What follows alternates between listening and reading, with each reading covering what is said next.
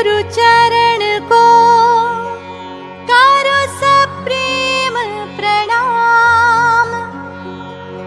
अशुभ हरण मंगल करण धनी श्री देव चंद्र जीना। श्री प्राणनाथ निज मूलपति श्री मिहिर राज सुनाम। तेज कुंवर श्यामा युगल पल पल करो प्रणाम।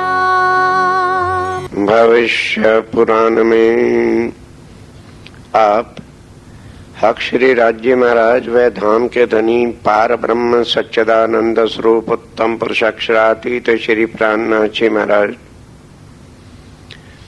इंद्रावती के हृदय में साक्षात विराजमान होकर कुलजम स्वरूप और बीतक साहब लोग इसको भी ना समझ सके। कोई कहता है लालदास कृत, कोई कहता है फिर स्वरूप साहब को श्री मुखवानी नहीं कहना चाहिए, महाराज ठाकुर कृत करो। ये बातें समझने वाली। महामती की जो छाप है वो स्वराय स्वरूप साहब और मूल बीतक के और किसी पर बोलो बोलो नहीं है। तो फिर उसमें लालदास का क्या मतलब है? ये भ्रांति फैलाकर मूल बीतक को बिल्कुल इसकी गरिमा को मिट्टी में मिलाया है। वो कंदाजी की बीतक हो गई, कोई वचनामृत हो गया, कोई गरीब किसी ने लिख दी, कोई लल्लू भट्ट ने बीतक लिख दी, कोई स्नेह सखी ने लिख दी, कोई किसी सखी ने लिख दी और मूल को ढांप दिया। और ये ऊपर सुना है अर्थ तीन स्वरूपों की बीतक लिखते। नहीं समझ आ रही? बोलते क्यों नहीं साथ साथ? अर्थ तीन स्वरूपों की बीतक। अब तीन स्वरूप कौन से? कृष्ण से मतलब ही नहीं। बसरी, मलकी और हक्की एक ही मोहम्मद तीन सूरत। और बार बार वाणी भी है चीनो मेरी तीन सूरत को। जो इस तीसरे जागनी के ब्रह्मांड में राज्य महाराज ने तीन तन धारण किए हैं उसको कहते हैं तीन स्वरूप। पहला, हम रूहों के आने से पहले अरब में जो रसूल बने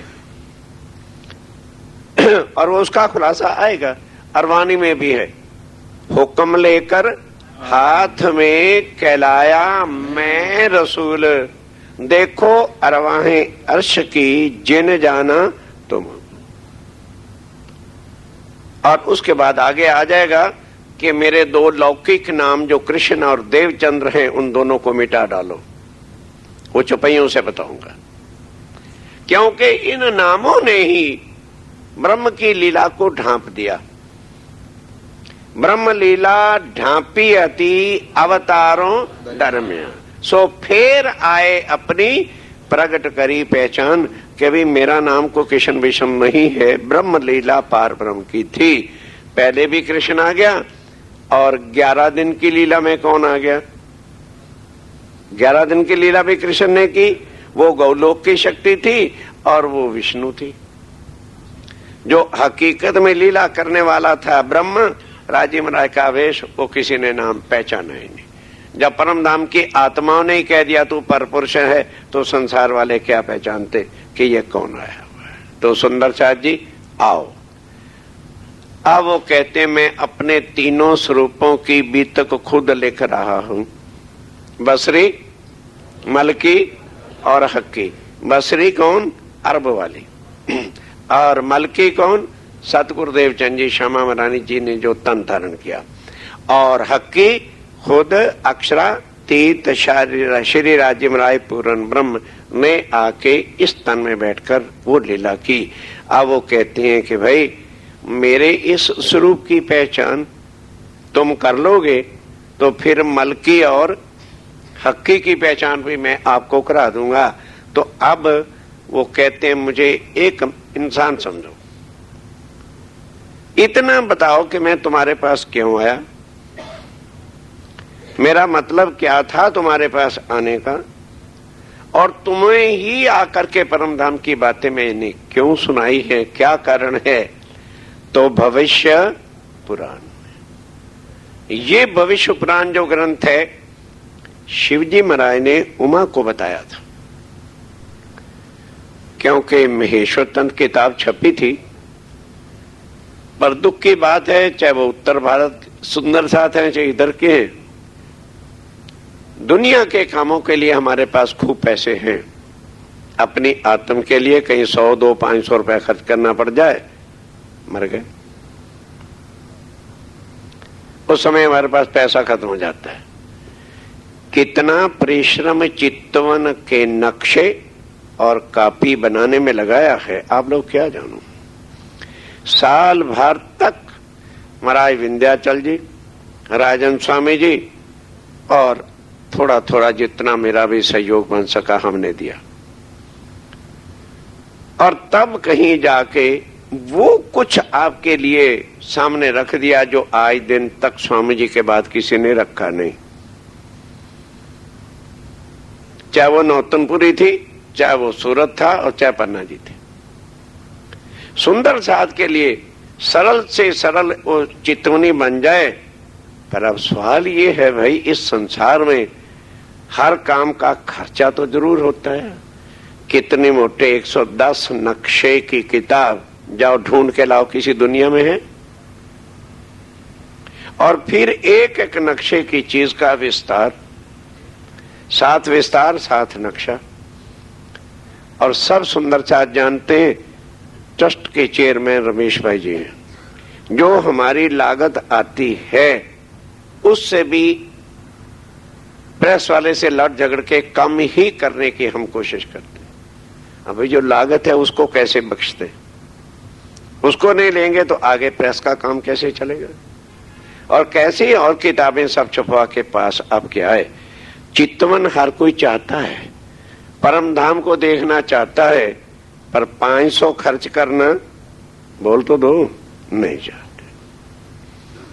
वो नक्शे यहां पर हैं। क्या करेंगे महाराज विंध्याचल जी, और क्या करेंगे बताइए राजन स्वामी जी। वो तो बेचारे मत्था मारेंगे, वो तो दर्द सुंदर साथ के कलेजे में डालेंगे ही। उसके बाद उठ के जाओगे, जो समझा जाके पड़क से अपने नक्शे की किताब खोली, हाथ की हाथ रिपीट करो, साथ पढ़ो, फिर देखो समझ आती कि नहीं आती। और जिनके पास पूरे नक्शे हैं, कईयों ने कहा जी इस तरह नक्शे फट जाएंगे, तो फिर खाली नक्शे की जुदा लेमिनेशन एक बुक बना दी, ताकि नक्शा भी कभी फटे नहीं। वो जुदा 200 रुपए की है। लेमिनेशन एक कराने जाओ उसके 5 रुपए लगते हैं, और 110 नक्शे लेमिनेशन किए हुए। फिर सरल से सरल सारा साहित्य जो कहीं नहीं मिलेगा आपको, बुद्ध गीता और बुद्ध स्तोत्र, नाम नहीं सुना होगा आप लोगों ने। ये देवचंद जी ने स्वामी जी को भेजा था, जाओ गुजरात लेके आओ। फिर स्वामी जी ने यही चारों किताबें, महेश्वर तंत्र, पुराण संहिता, बुद्ध गीता और बुद्ध स्तोत्र दक्कन से मंगवाए थे, भंडारी और लेके आए थे भवानी भट्ट। आखिर पढ़ के देखते तो सही इसमें क्या है। जिनको सतगुरु देवचंद जी सब सुंदर साथ के लिए लेना चाहते थे और स्वामी जी ने मंगाया, उसके बाद वो दर्द हट गया। नहीं मिलेंगे नौतनपुरी में, नहीं मिलेंगे सूरत की गादी में, जिन गादियों के पीछे आज समाज जा रहा है, नहीं मिलेगा पन्ना जी में। ये सब कुछ मिलेगा आपको बड़ौदा आश्रम में, मिलेगा आपको रत्नपुरी आश्रम में। अगर इसका दर्द है तो भला 20-20 रुपया क्या होते हैं भाई। बुद्ध गीता बुद्ध स्तोत्र 20 रुपए निछावर है सिर्फ, और महेश्वर तंत्र क्योंकि मोटी किताब है 100 रुपया निछावर है उसका। पुराण संहिता अभी अंडर प्रिंट है, वो छप रही है क्योंकि वो मोटी किताब बनेगी। इस वास्ते अब ये बीतक साहब का भी अर्थ गठन सरल टीका हो गया, ताकि सुंदर साथ जो बाहर कहीं बीतक सुनने नहीं जा सकता है, तो श्रावण के महीने में घर बैठ के बीतक पढ़े और उसका सरल अर्थ घर बैठ के सुने, औरों को भी सुनावे और समझावे। वो भी यहां पर है। पूरी बीतक टीके सहित सिर्फ 300 रुपए में, और ये सबको पता भी है। अब मुझे बताइए, ये छोटी छोटी रकम राज्य की सेवा के वास्ते, अपनी आत्म कल्याण के लिए कौन नहीं कर सकता? हर कोई कर सकता है, लेकिन वो दर्दी नहीं। ये स्वामी कह रहे हैं, मैं अपने तीनों स्वरूपों की बीतक खुद बोलो लिख रहा हूं। अर्थ उड़ा दिया नौतनपुरी ने बीतक सामने से, ये नहीं छापा। नौतनपुरी की बीतक छपी ले लो या 9 बीत के बाकी ले लो, किसी ने नहीं लिखा। अर्थ नहीं आता, और ये लिखना भी नहीं चाहते कि बसरी मलकी और हक्की, इसलिए उड़ा दो। हम मुर्दे हो गए कि स्वामी जी की वाणी बदली जा रही है, उड़ाई जा रही है, और हम मस्त पड़े हुए हैं। ये है मूल बीतक। जो महामती ने तन बदला, जब पंचमी वाले दिन स्वामी जी ने मेराय ठाकुर वाला तन महामती ने छोड़ा, लालदास जी ने आके गुम्मट सा में मत्था टेकर शरीर छोड़ दिया, तब तुरंत उसी समय हुक्म देकर उनके जीव को फिर जीवित किया। 5 शक्तियां अंदर बैठी। वो कह रहे हैं, अथ 3 स्वरूपों की बीतक लिखते महामती, लालदास नहीं। कोई भी यहां बैठा हुआ सुंदर साथ इन भविष्य ये नहीं कहेगा ये लालदास की बीतक है। खुद महामती जी के अपने कर कमलों द्वारा स्वामी जी की लिखी हुई बीतक है, और वो लिख रहे हैं, अर्थ 3 स्वरूपों की बीतक लिखते। अब पहला स्वरूप जो सब सुंदर साथ के सामने है, उसकी पहचान भविष्य पुराण शिवजी महाराज ने उमा को बताया। तो उमा ने पूछा कि महाराज कब ये प्रसंग चला? अभावी नो भविष्यंती मुनियों ब्रह्म रूपना के बाद फिर पद्मावती केन सरते मध्य पृष्ठे विराजिता इंद्रावती नाम सहदेवी भविष्यंती कलौ युगे। गए वहां पर, शिव शंकर कह गए उमा से, वहां जाके प्रणाम किया। कोई मंदिर नहीं, कोई रूम नहीं, कोई कमरा नहीं, अभी अमराई घाट पर ही थे। उससे पहले की बात है,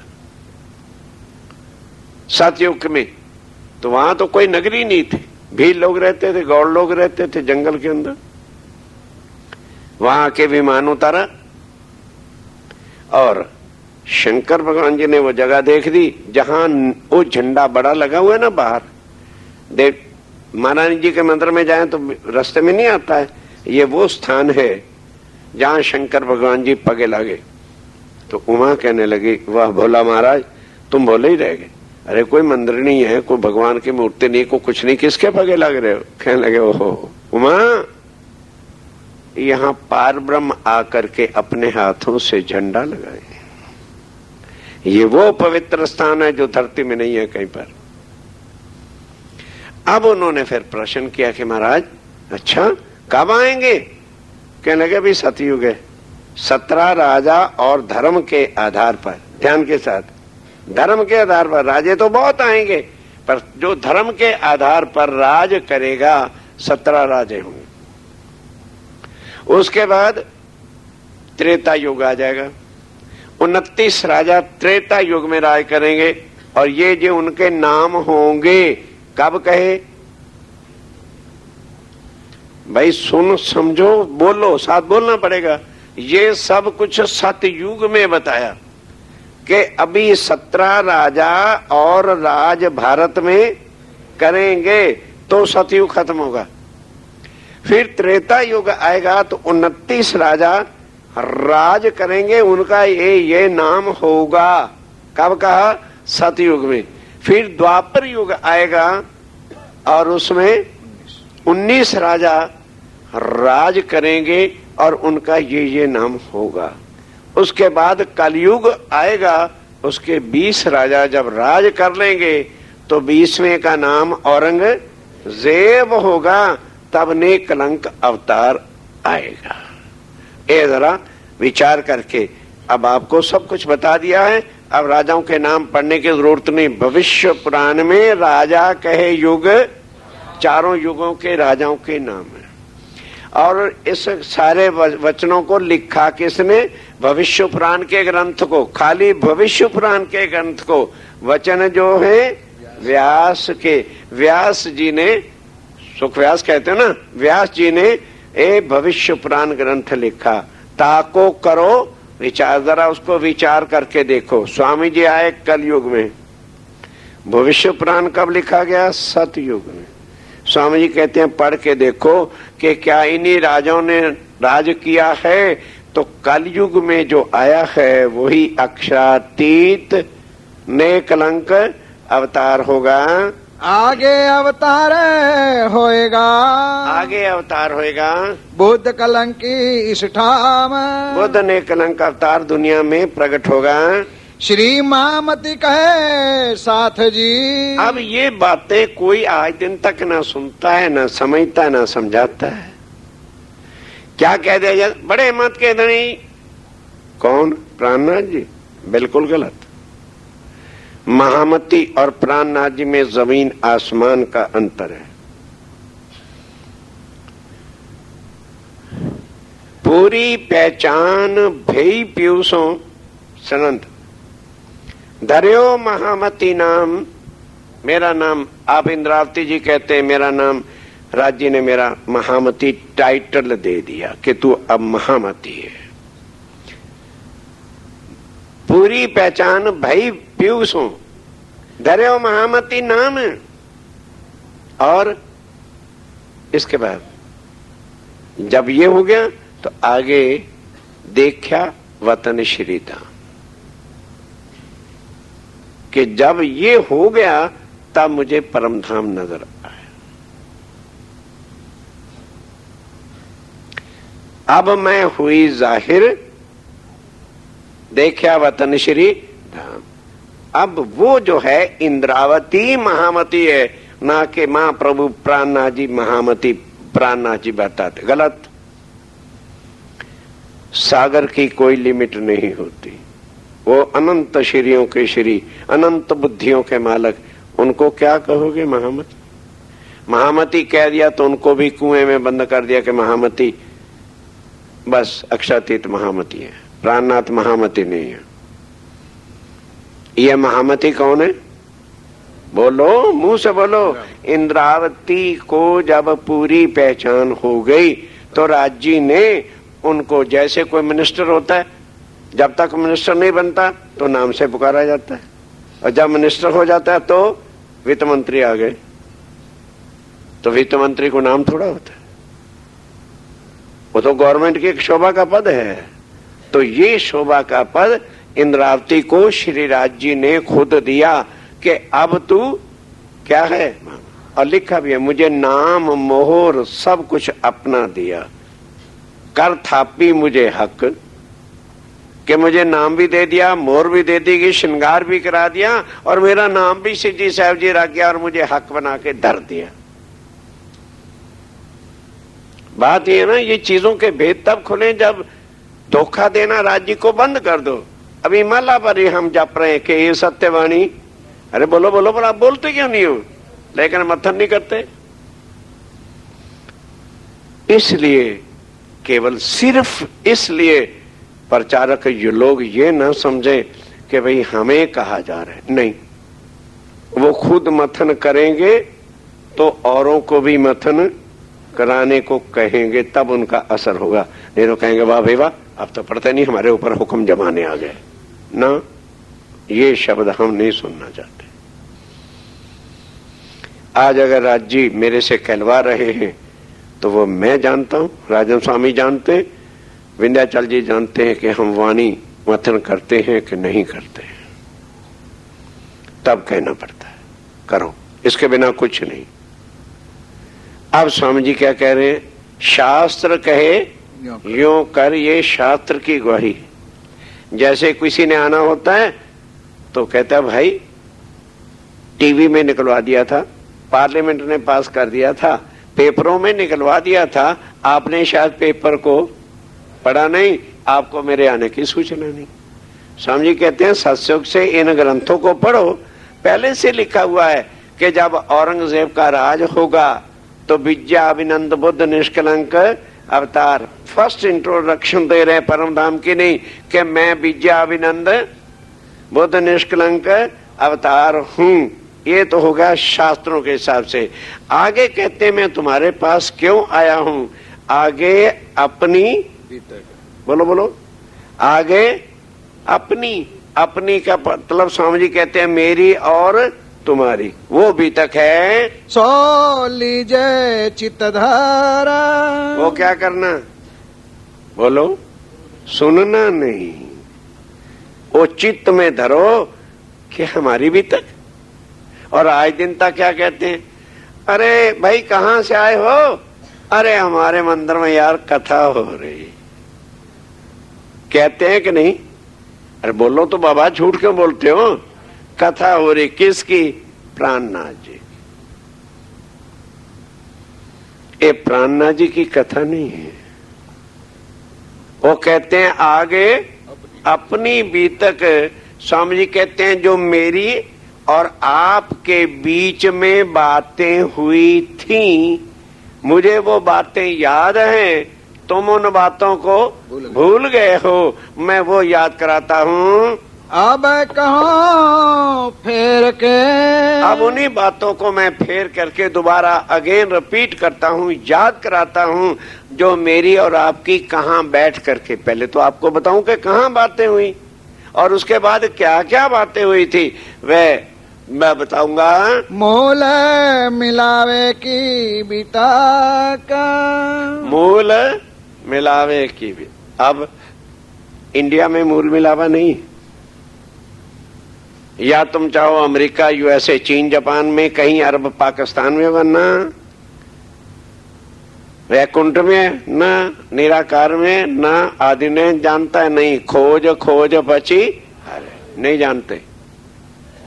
उसके बाद क्या है, योग माया, जहां बाल मुकुंद जी की लीला और कृष्ण की रास की लीला सबलिक ब्रह्म में है, वो योग माया में है, वहां लीला है। और वो आया है, आगे चर्चा में भी लाऊंगा उसे। नाम तत्व कहो श्री कृष्ण जी, 51। राजनी जी 52 है ना, राजन 56। जय खेले लीला रास वैष्णव को जो संदेश दिया है, नशे में हो, 52 या 56 पे ग्रहण है किरंतन का, 54 है। बस ऐसे ही है कुछ, देख लेना। रे भाई वैष्णव, उनमें ये प्रमोद आ गया है कि नाम तत्व कहो श्री कृष्ण जी जो खेले लीला। ब्रह्मांड थी निध न्यारी दीदी आपन ने अविनाश। नाम तत्व कहो श्री कृष्ण जी जो खेले लीला रास। कौन लीला कर रहा है रास की, कृष्ण। वहां के तत्व का नाम कृष्ण है और कोई आज दिन तक जानता नहीं। ये सारा तत्व कौन सा है, मोह तत्व चर्चा आपने सुनी है, बिंद में सिंधु समायो। और उसके बाद कौन सा तत्व है, कृष्ण तत्व। तभी बड़े बड़े इल्मी लोग कहते हैं भाई कृष्ण तत्व का तो कोई वर्णन कर ही नहीं सकता। क्यों नहीं कर सकता, वो निराकार से आगे है। और उससे आगे कौन सा तत्व है, नूरमय तत्व।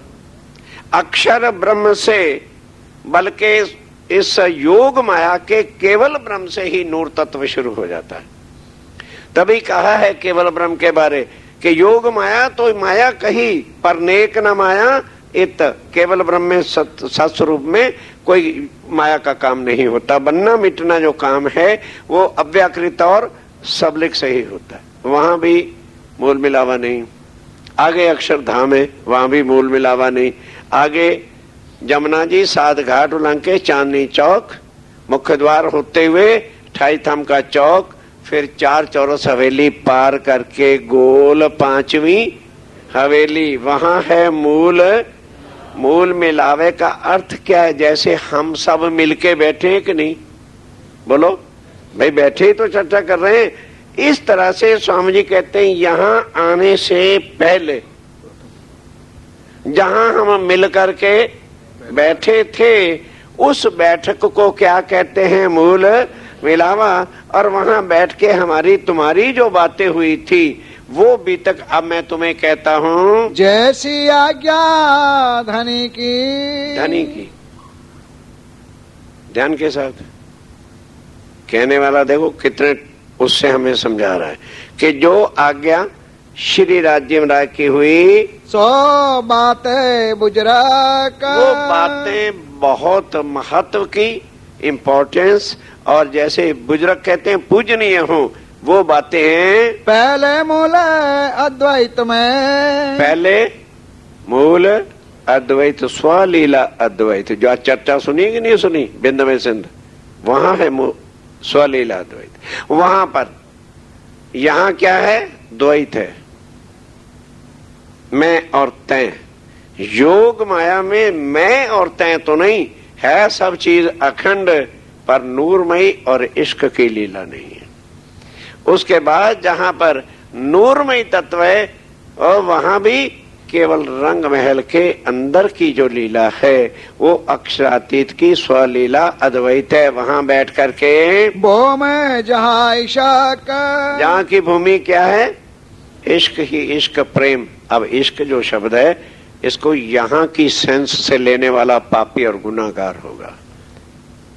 ये इश्क शब्द अनन्य प्रेम को, क्योंकि हिंदी भाषा में इश्क की तुलना का कोई शब्द है ही नहीं, इसलिए ये शब्द दुनिया का नहीं है इश्क। ये इश्क शब्द ही परम धाम का है। ना कोई हिंदुओं के ग्रंथों में तुलना है। बैठे हैं राजन स्वामी जी, उनसे पूछ लेना, क्योंकि वो तो काफी संस्कृत भी जानते हैं। कोई शब्द है अनन्य प्रेम कह देंगे,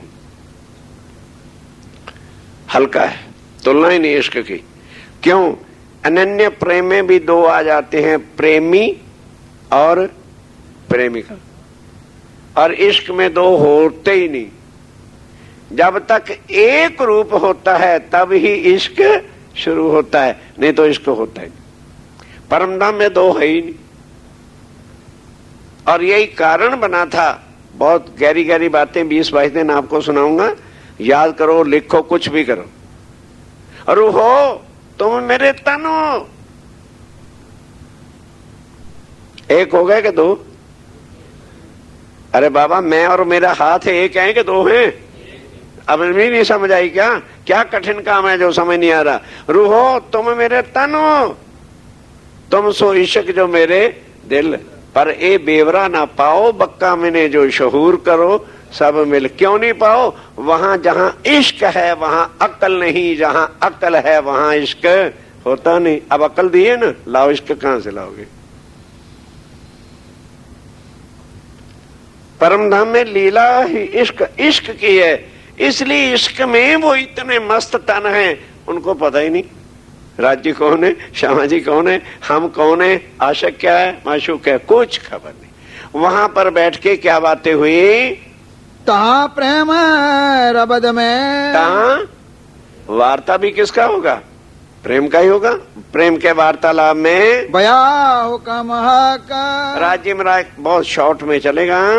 एक खेल देखन की, एक खेल देखने के लिए दो जनों को इच्छा हुई, संयन को और अक्षर ब्रह्म को। इच्छा उपजाई दो, दोनों को इच्छा खुद उपजाई, हमें दिल में नहीं इच्छा आई। राज्य ने दिल में लिया, हमारे दिल में आ गया। अक्षर और संयन को, अक्षर ब्रह्म और संयन को आदि अनादि फल कहो सोए। इसको समझो अच्छी तरह। संयों ने, सखियों ने क्या मांगा? आदि फल। आदि किसको कहते हैं? जो बनता और मिटता है, ये ब्रह्मांड आदि है। और अक्षर ब्रह्म ने क्या मांगा? अनादि की लीला के है मेरे धनी, जो अपनी आत्माओं के साथ तुम रंग महल के अंदर लीला करते हो, और आत्माएं आपके साथ क्या लीला करती हैं, ये मुझको दिखा दो। तो अनादि की लीला मांगी ना, क्योंकि परमधाम की लीला क्या है? अरे बाबा बोलते चलोगे, याद हो जाएगा। मैं को सुनना प्रशिक्षण नहीं दे रहा आपको, रिपीट करने से जरा मगे में बात उतरती है। अक्षर ने क्या मांगा? अनादि प्रेम की लीला मांगी। और रूहों ने क्या मांगा? आदि की लीला के जो मन्ना मिटना अक्षर करता है। राज्य हमने तो वो देखना है, बनना कैसे होता है, मिटना कैसे होता है, दुख कैसे होते हैं, लड़ाई झगड़े कैसे होते हैं, कैसे बच्चे जन्मते हैं वहां पर। परमधाम में कोई देखी थोड़ी थी ये चीजें जो है मौत वाली ये मांगी। ताके तीन तकरार कहे। आप ध्यान के साथ एक एक शब्द को सुनते जाना। जैसे कोई पिक्चर बनती है तो उसकी रीलें बनती हैं कि नहीं? बोलो बोलो। अरे टीवी की रीलों का भी नहीं पता चलता क्या? राज जी ने पिक्चर बनाई, उसकी 3 रीलें बनाई।